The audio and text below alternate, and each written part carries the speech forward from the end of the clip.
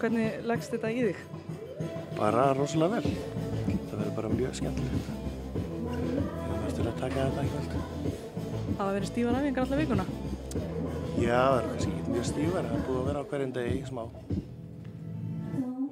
Hvernig myndið þú lýsa þessu atriði? Bara nokkur hessu, fyrsta lagi. Og bara gaman að hafa strákadansara. Það skipta mjög miklu máli. Mér finnst það ekki skipta eins miklu máli. Mér finnst það. Já, vil ég sjá strákadansara. En hvernig myndir þú möguleikann á að þið komist áfram?